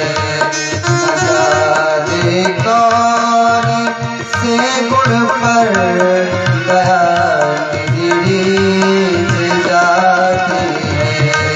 न जाने कौन से गुण पर दया रीझ जाते हैं। न रोए वन गमन में हो पिता की वेदनाओं पर। न रोए वन गमन में वो पिता की वेदनाओं पर। उठा कर गीत को निज गोद वो आंसू बहाते हैं। उठा कर गीत को निज गोद में आंसू बहाते हैं। न जाने कौन से गुण पर दया निधि रीझ जाती है। न जाने कौन से गुण पर दया निधि रीझ जाती है। यही हरि भक्त कहते हैं, यही सद गाती है। यही हरि भक्त कहते कहते हैं यही सदगल गाते हैं। न जाने कौन से गुण पर दया गिरी जाते हैं। न जाने कौन से गुण पर दया गिरी जाते हैं। बोल भक्तवत्सल भगवान की जय। संत भगवान कहते हैं भगवान को जब दया करनी होती है ना तो जीव के किसी एक ही स्वभाव को देख करके वे उनके ऊपर दया कर देते हैं। और संत भगवान कहते हैं अगर आपका स्वभाव निर्मल है ना तो परमात्मा आपको मिलने में देरी नहीं लगाएंगे। एक दक्षिण भारत के संत थे नामदेव जी महाराज, जो बड़े सरल थे और सुहृद थे महाराज। लेकिन जितने सरल नामदेव जी महाराज थे उतने ही दुष्ट स्वभाव की उनकी पत्नी थी। एक बार उनकी पत्नी ने कहा कि जाओ आप खेत से गन्ना लेकर के आओ, और गन्ना कितना 10 गन्ना लेकर के कम से कम आना। नामदेव जी महाराज जाते हैं, एक गट्ठर बना करके 10 गन्नों को बांधते हैं और बांधने के बाद में सर पे रख करके आ रहे हैं। तो भगवान अपने भक्त की परीक्षा लेने के लिए मध्य रास्ते में ही अपनी बाल मंडली को लेकर के खेल खेल रहे थे। तो होता क्या है कि भगवान कहते हैं नामदेव जी गन्ने किनके लिए लेके जा रहे हो? तो नामदेव जी ने कहा घर लेकर के जा रहे हैं। तो प्रभु ने कहा क्या गन्ना हमको भी मिलेगा? तो नामदेव जी ठहरे संत और सरल स्वभाव वाले। तो नामदेव जी ने कह दिया क्यों नहीं दूंगा आपको मैं गन्ना। तो 9 बालकों को लेकर के भगवान अपने साथ में खेल रहे थे। 10 गन्ने का गट्ठर है महाराज और 9 बालकों को एक एक गन्ना नामदेव जी पकड़ा देते हैं। अब नामदेव जी महाराज जो 10 गन्ना लिए थे रास्ते में 9 गन्ना बांट दिए हैं, बचा 1 गन्ना है। अब 1 गन्ना लेकर के अपने घर पहुंचते हैं तो पत्नी का जो स्वभाव है बहुत क्रूर है। तो पत्नी आज नामदेव जी को देख करके कहती है कि मैंने आपसे 10 गन्ने कहे थे, आप 1 गन्ना क्यों लेकर के आए हैं? नामदेव जी ने कहा लाया तो मैं 10 ही गन्ना था, लेकिन रास्ते में बालकों ने मांग लिया तो मैं उन 9 गन्नों को बालकों में बांट दिया और 1 गन्ना ये पकड़ो तुम। अब पत्नी इतनी दुष्ट स्वभाव की है महाराज कि उसी गन्ने से नामदेव जी के पीठ पर 1 गन्ना मारती है और गन्ना 2 भागों में विभक्त हो जाता है। नामदेव जी महाराज बड़े संत हैं, जो 2 भागों में गन्ना हो गया तो कहा देवी तुमने ठीक ही किया। तो नामदेव की पत्नी ने कहा क्या ठीक किया? नामदेव जी ने कहा वैसे भी इसको 2 भाग में करना था तो तुमने कर दिया, इससे सरलता हो गई। अब नामदेव जी के पीठ पर जिस गन्ने से उनकी पत्नी ने मारा था ना तो नामदेव जी को लगा तो जरूर, लेकिन जो उसकी छाप थी वो परमात्मा के पीठ पर जाकर के रखती है। तो भगवान को रोष आया और कष्ट हुआ तो अपने सर पर 1 बोझ गन्ना लाद करके आज नामदेव की पत्नी को देने के लिए आते हैं और कहते हैं नामदेव जी के पत्नी के पास पहुंच करके ये लो पकड़ो तुम गन्ना, तुमने गन्ने के लिए हमारे भक्त के ऊपर मारा। तो नामदेव की पत्नी कहती है तुम कौन होते हो पूछने वाले, मैं मारूं या पीटूं? तो भगवान कहते हैं देवी सुनो ध्यान से, तुमने गन्ने के लिए जिनको मारा है ना वह मेरा अनन्य भक्त है, इसलिए आज से ऐसा नहीं करना। तुमने जो ये किया हुआ है उसका प्रतिफल देख लो हमारी पीठ पे आकर के। भगवान ने अपनी पीठ को दिखाया तो नामदेव जी के ऊपर जो गन्ना मारा था ना, उसका प्रतिबिंब उस गन्ने की छाप भगवान के पीठ पर पड़ा था।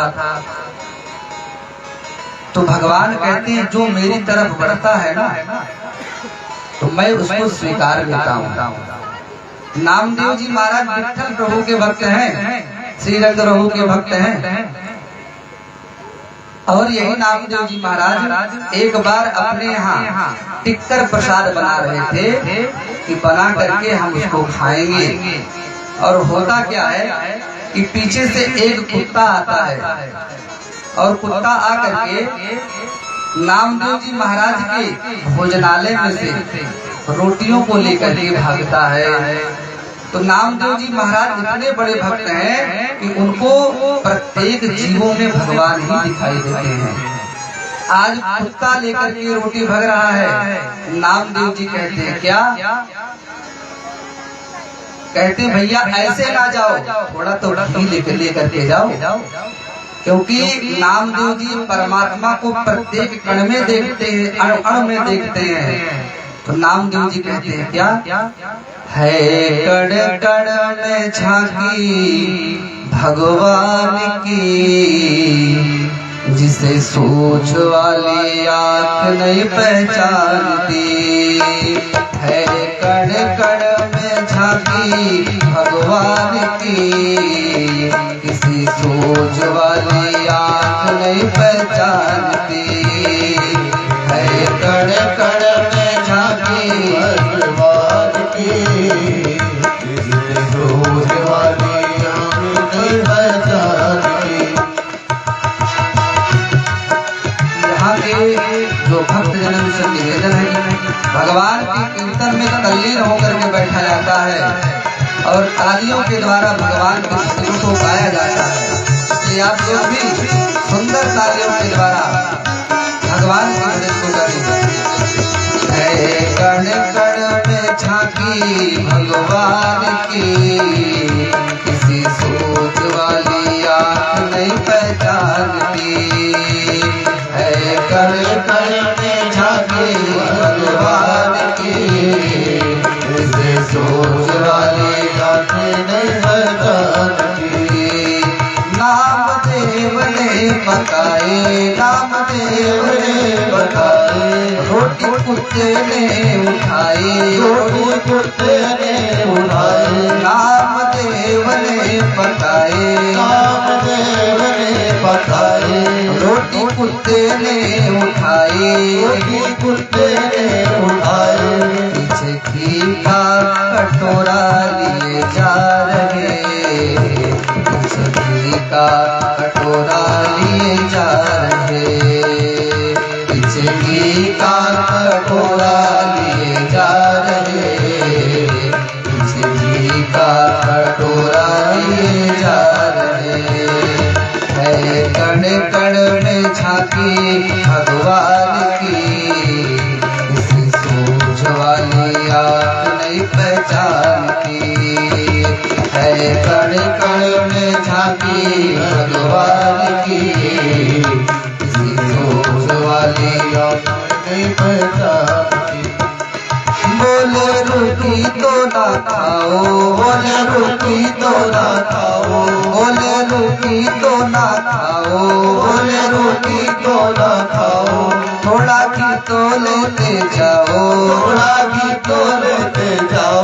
रूप अपना क्यों हमसे छिपा रहे, रूप अपना क्यों हमसे छिपा रहे, रूप अपना क्यों हमसे छिपा रहे, रूप अपना क्यों हमसे छिपा रहे। है कण कण में झांकी भगवान की, किसी सोच वाली आँख नहीं पहचानती। है कण कण में झांकी भगवान की, ऐसे सोच वाली आँख नहीं पहचानती। तेरा मेरा एक नूर, तेरा मेरा एक नूर, तेरा मेरा एक नूर, तेरा मेरा एक नूर, तेरा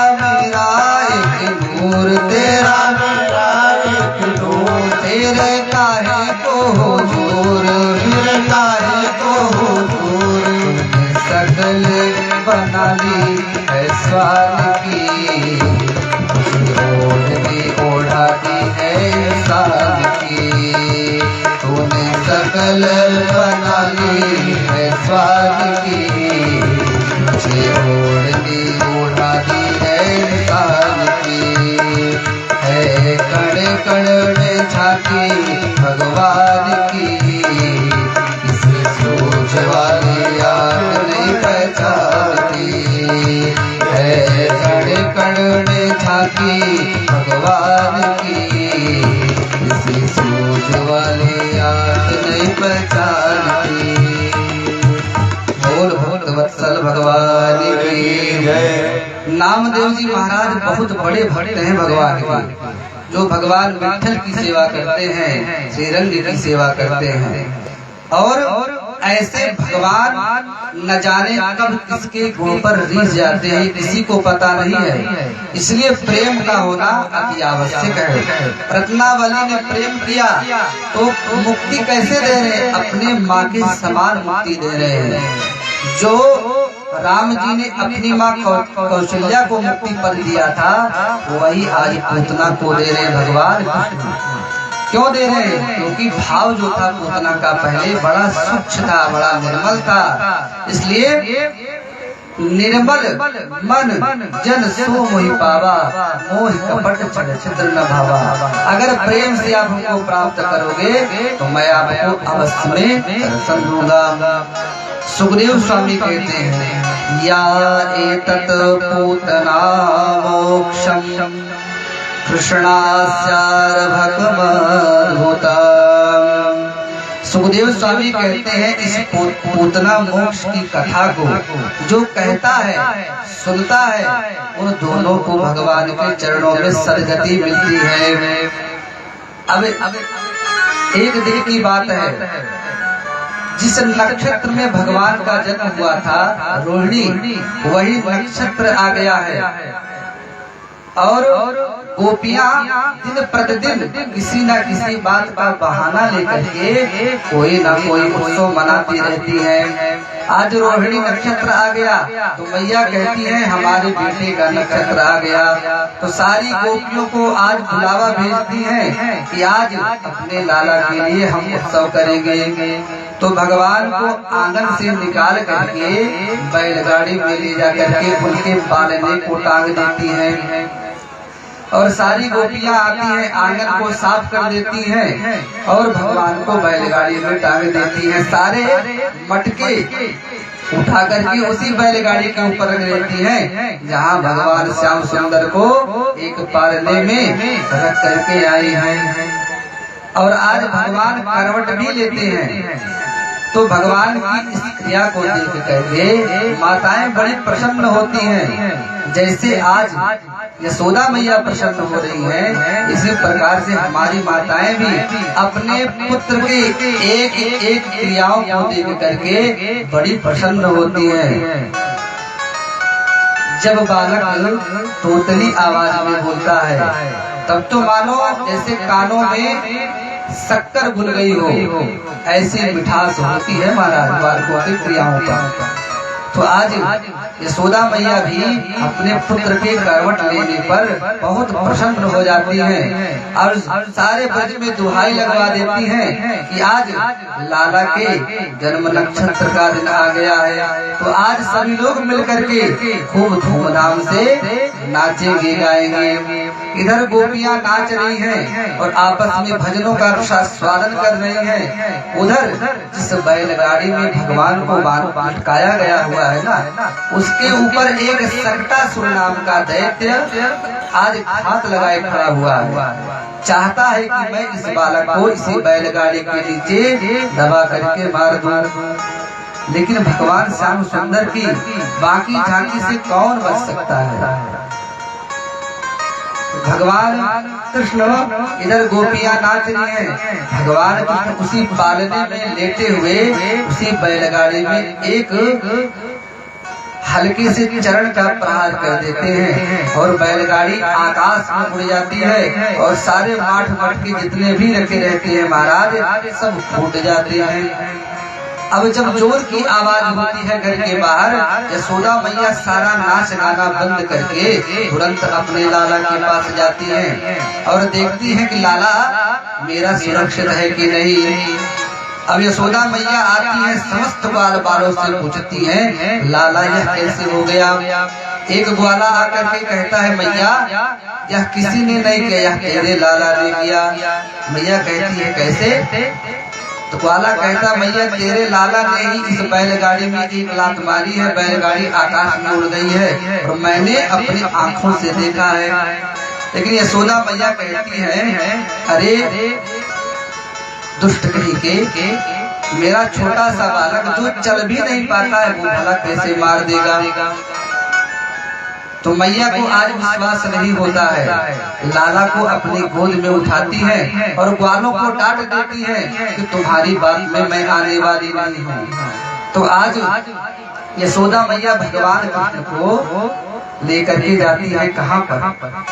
गौशाला में लेकर के जाती है और लेकर के जाती है वहाँ पर गोमूत्रेण स्नापयित्वा पुनर्गोरज सार्वकम्। आज भगवान बालकृष्ण को पंचगव्य में स्नान कराती हैं और स्नान कराने के बाद में भगवान के नामों से ही भगवान को छाड़ा लगाती हैं, गौ के पूंछ को पकड़ करके। आज पंचगव्य से भगवान को स्नान करा करके मैया आज थोड़ी निश्चिंत होती है, लेकिन ब्राह्मणों को बुला करके कहती हैं, जरा हमारे लाला के बारे में देख लो, लाला के ऊपर कहीं कोई ग्रह तो नहीं चल रहा है। तो आज ब्राह्मण लोग आते हैं मैया के घर में और मैया के यहाँ भगवान को ठीक करने के लिए भगवान के नामों का स्मरण करते हैं। तो आज ब्राह्मण देवता घर पे आते हैं, ग्रह शांति करवाते हैं लाला के लिए। और इधर ग्रह शांति हुई नहीं है, आशीर्वाद मिला नहीं है कि एक तृणावर्त नाम का दैत्य आता है जो नंद भवन के ऊपर भवंडर के रूप में मंडरा रहा था। और आज वह सोच रहा है किस प्रकार से नंद के लाला को यहाँ से मैं लेकर के जाऊं। तृणावर्त हाथ लगाए बैठा हुआ है और आज मैया अपने लाला को दूधपान करा रही है और दूध पिलाते पिलाते भगवान सोच रहे हैं, मामा जी के यहाँ से गण लोग हमारे दर्शन के लिए आ रहे हैं, तो क्या उपाय किया जाए जिससे इनसे मिला जाए। तो आज भगवान विष्णु मैया के स्तनों का दूध पान कर रहे हैं और आज अपने वजन को इतना बढ़ाते हैं कि मैया अपने गोद में अपने ही लाला को नहीं ले पा रही है। और मैया सोचती हैं कि इतना भारी ये कैसे हो गया। तो सुखदेव स्वामी कहते हैं, भूमौ निधाय तं गोपी विस्मिता भार पीड़िता। भगवान श्याम सुंदर के वजन को आज अपनी गोदी में नहीं उठा पा रही है। तो मैया विचार करती है कि लग रहा है मैं जो 2 घंटा से इसको दूध पिला रही हूँ ना, लग रहा है लाला मेरा आज ज्यादा दूध पी लिया और ज्यादा दूध पी लेने के कारण से ज्यादा वजन का हो गया। तो आज यशोदा मैया लाला को आंगन में बैठा देती है कि कुछ देर खेलेगा, इधर उधर दौड़ेगा तो इसका दूध पच जाएगा और ये हल्का हो जाएगा, और जब हल्का हो जाएगा तब मैं इसको अपनी गोदी में ले लूंगी। और ऊपर तृणावर्त देख रहा है और भगवान भी देख रहे हैं, मामा जी के गण यहाँ पर उपस्थित हो गए हैं। तृणावर्त आता है भवंडर के रूप में, भगवान को अपनी उसी तूफान में समेट लेता है और अपने साथ में लेकर के आज भगवान को लेकर के मथुरा की ओर भागने लगता है। तो भगवान आज धीरे धीरे अपने भार को बढ़ाते, क्यों? भगवान चाहते हैं कि मेरी लीला अभी गोकुल की है तो गोकुल में ही रहनी चाहिए ना। और एक बात, भगवान आज तृणावर्त को लेकर के आकाश में उड़े तो आज उन गलियों को देख रहे हैं जिन गलियों में भगवान को लीला करना है। देख रहे हैं मधुमंगल के घर के घर का रास्ता है, ये विशाखा के घर का रास्ता है, ये श्री रामा के घर का रास्ता है। आज अपने मित्र के उन गलियों को देखते हैं जिन गलियों में गोविंद को चल करके आगे लीला करना है। तो भगवान को लेकर के तृणावर्त मथुरा की ओर जैसे भागने लगता है तो भगवान अपने वजन को बढ़ा देते हैं। और जब वजन को बढ़ा दिया तो तृणावर्त सोच रहा है कि कहीं मैं नंद के लाला की जगह कहीं कोई भारी पत्थर तो नहीं उठा लिया। अब तृणावर्त सोच रहा है कि मैंने पत्थर उठा लिया तो भगवान भी कह रहे हैं क्या? भगवान ये कह रहे हैं कि भक्त मुझको पत्थर में ढूंढते हैं और ये दुष्ट हमको पत्थर समझ रहा है। कैसे? बोले सूर घनेरे फिरे कण मांगत तय पद सूर सुस्वाद कहाँ है। करताल मजीर बजावती है पर मीरा मतवा रिसियाद कहाँ है। सिया राम कथा कितनों ने लिखी पर तुलसी सी मरजाद कहाँ है। नरसिंह बसे प्रतिखंभन में नरसिंह बसे प्रतिखंभन में पर काढ़ी को प्रहलाद कहाँ है। भगवान सोच रहे हैं एक प्रहलाद मुझको पर्वत में, एक प्रहलाद मुझको पत्थर में से प्रकट कर दिया और यह दुष्ट हमको पत्थर समझ रहा है। तो भगवान कहते हैं अगर मुझको पत्थर समझ रहा है तो इसकी खोपड़ी में पत्थर पर ही पटकूंगा। तमंतरिक्षात् पतितं शिलाया विशीर्ण सर्वावयवं कराला। इतना भार को बढ़ा दिया आज कि तृणावर्त भगवान को लेकर के उड़ नहीं सका, अपितु पत्थर पे आकर के उसका सर टकराया और सर टकराने के बाद में उसका गोविंदाय नमो नमः हो गया। बोल भक्त वत्सल भगवान की जय। अब लाला तृणावर्त के चंगुल से छोड़ता है, मैया पुनः वही सारा कर्म करती हैं। गौ के गोमूत्र में स्नान कराती हैं, झाड़ा लगाती हैं। एक दिन गोपाल मैया की गोदी में बैठ करके दुग्धपान कर रहे थे। तो यशोदा मैया करती क्या है, जैसे हमारी माताएं अपने बालक को अपने गोद में लेकर के कहीं पेट में गुदगुदी करती हैं, कहीं पैर को सहलाती हैं, ऐसे ही यशोदा मैया अपने लाला श्याम सुंदर के पैरों में गुदगुदी कर रही थी। तो आज होता क्या है, भगवान दुग्धपान कर रहे हैं और मैया पैर को सहला रही है, तो भगवान को गुदगुदी लगती है। और भगवान को जब गुदगुदी लगी ना तो उनका मुखमंडल खुल गया, और जब उनका मुखमंडल खुल गया तो तुलसीदास जी लिखते हैं कि क्या देख रही है आज यशोदा। तुलसीदास जी लिखते हैं कि भगवान का मुखमंडल जब खुला यशोदा मैया उसमें क्या देखती है। बोले अगणित रवि सासी शिवा चातुराना, अगणित रवि सासी शिवा चातुराना, बहुगिरि सरित सिंधु माहि कानन, बहुगिरि सरित सिंधु माहि कानन, अगणित रवि सासी शिवा चातुराना, अगणित रवि सासी शिवा चातुराना, बहुगिरि सरित सिंधु माहि कानन, बहुगिरि सरित सिंधु माहि कानन।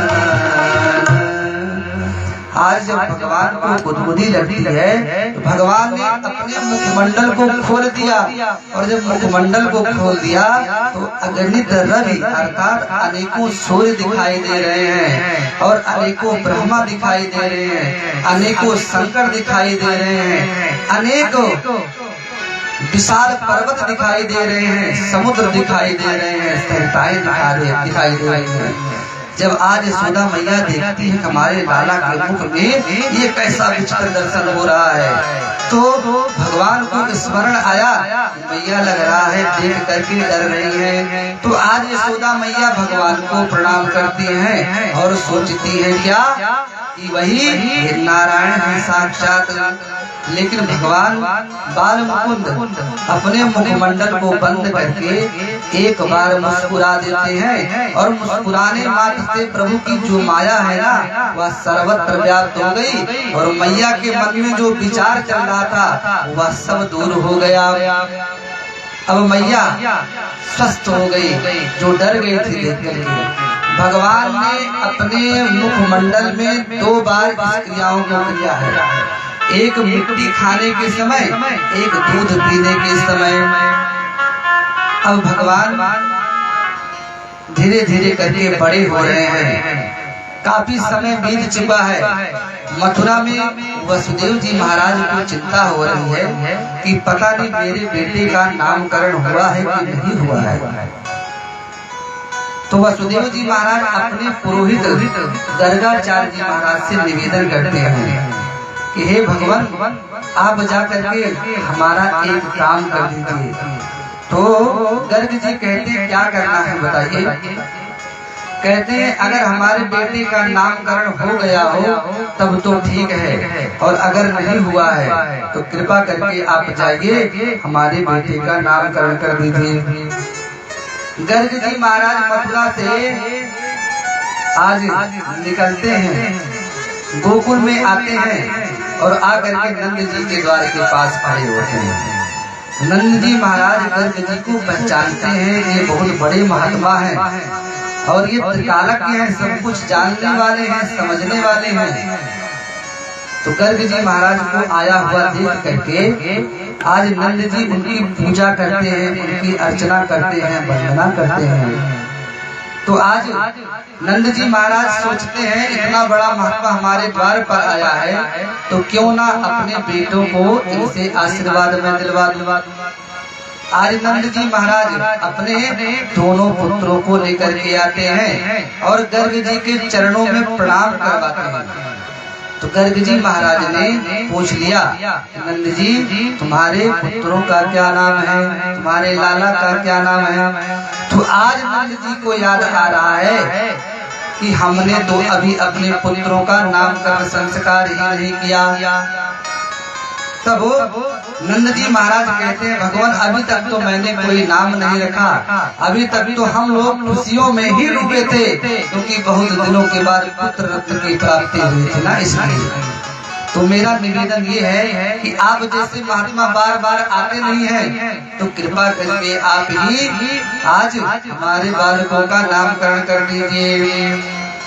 यदूना अहमाचार्यः ख्यातस्य भुवि सर्वतः सुतं मया संस्कृतं ते मन्यते देवकी सुतं। आज गर्ग जी महाराज नामकरण करने के लिए उपस्थित होते हैं। कहते हैं भैया लेकिन मैं तो यदुवंशियों का आचार्य हूँ, इसलिए आपसे निवेदन है कि एकांत जगह में लेकर के चलिए आप हमको, तभी मैं नामकरण करूँगा।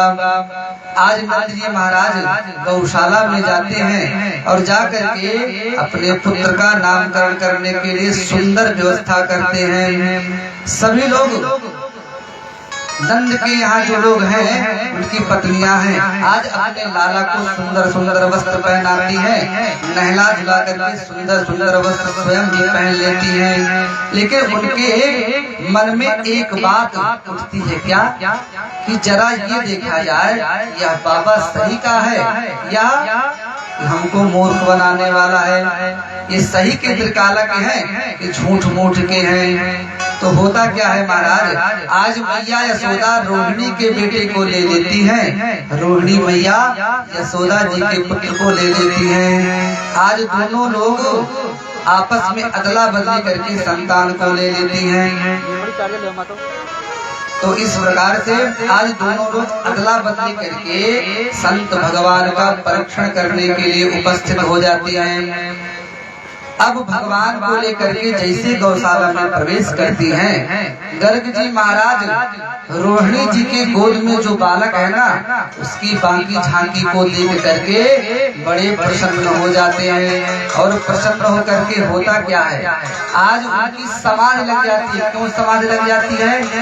गर्ग जी कहते हैं जिन परमात्मा की बाकी झांकी सुंदर छटा को प्राप्त करने के लिए लोग उस निर्गुण निरीह निराकार निर्विशेष परमात्मा को तपस्या के माध्यम से प्राप्त करते हैं, तो वही निर्गुण ब्रह्म जब सगुण रूप में आ गया तो उसकी बाकी झांकी को लेकर के आज गर्ग जी समाधि में चले गए महाराज। अब दोनों मैया सामने खड़ी हुई हैं और गर्ग जी को बुला रही हैं बाबा बाबा कह करके, लेकिन बुलाने पर गर्ग जी को कहीं कोई प्रभाव नहीं हो रहा है। क्यों? क्योंकि प्रभु के उस रूप सुधा का भी पान कर रहे हैं अपने अंतःकरण में। नंद जी और यशोदा रानी रोहिणी मैया बाबा को पकड़ के झकझोरती है, लेकिन बाबा कहीं कुछ टस से मस्त करने वाले नहीं हैं। अब यशोदा मैया के मन में विचार आया, कहीं बाबा के शरीर से प्राण तो नहीं निकल गया। और यशोदा मैया सोच रही हैं कि बाबा को मरना था तो हमारे यहाँ ही आकर के क्यों मर रहे हैं। अब यशोदा मैया विचार कर ही रही हैं। एक बार नंद जी महाराज जोर से गर्ग जी को पकड़ के स्पर्श करते हैं, हिलाते हैं, तो गर्ग जी महाराज अपनी चैतन्य अवस्था में आकर के पुनः कहते हैं, देवी मैं आंखों को इसलिए बंद किया था कि आपके लाला के नाम के लिए मैं युक्ति सोच रहा था कि आपके लाला का क्या मैं नाम रखूंगा। तो अब मैया जब देख रही है बाबा जग गए, चलिए ठीक है बाबा ठीक है, जरा हमको हमारे लाला का नाम रख दीजिए। अब गर्ग जी महाराज देख रहे हैं कि ये मैया हमारी परीक्षा लेने के लिए आई है और पूछती है यशोदा मैया कि कहती मेरे लाला का पहले नामकरण कर दो। तो गर्ग जी कहते हैं अयम ही रोहिणी पुत्रो रमयन सुहृदो गुणैः। हे देवी, जो रोहिणी के गोदी में बालक है ना, वो आपका बालक है और मैं उसका नामकरण करने वाला हूँ। और जो आपके गोदी में बालक है ना, वो रोहिणी का बालक है। तो सबसे पहले रोहिणी जी के पुत्र बड़े हैं ना, इसलिए उनका नाम रखते हैं बलराम। और बलराम रखने के बाद में कहते हैं गर्ग जी कुछ लोग इनको संकर्षण के नाम से भी जानेंगे। अब बलराम जी का नामकरण हो चुका है, अब बारी है यशोदा मैया के बेटे की। तो अब गर्ग जी महाराज कहते हैं बहूनि संत नामानि रूपाणि च सुतस्य ते। गर्ग जी कहते हैं देवी तुम्हारे पुत्र के अनेकों नाम होंगे, जिसके लिए तुम बिल्कुल भी चिंता ना करो। और मानस में दशरथ जी के यहाँ नामकरण जब होता है तो वशिष्ठ जी कहते हैं इनके नाम अनेक अनूपा, इनके नाम अनेक अनूपा, इनके नाम अनेक अनूपा, इनके नाम अनेक अनूपा। मैं कहाव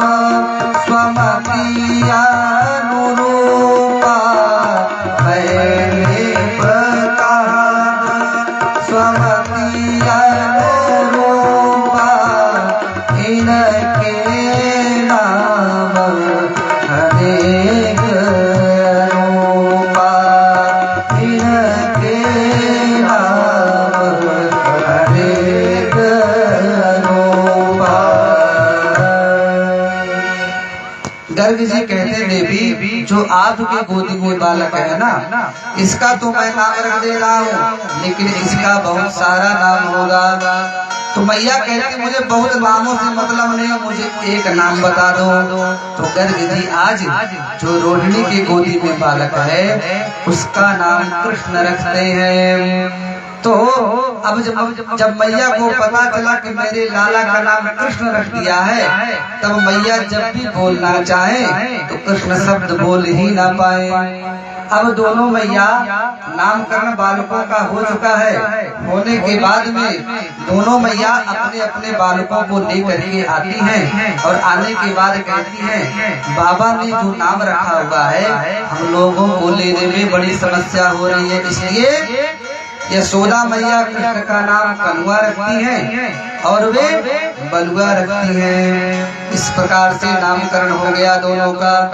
नामकरण होने के बाद महाराज अब गर्ग जी महाराज से माताएं कहती हैं कि हे संत भगवान, आप आए हो हमारे यहाँ, तो आप थोड़ा सा भोग लगा करके जाइए।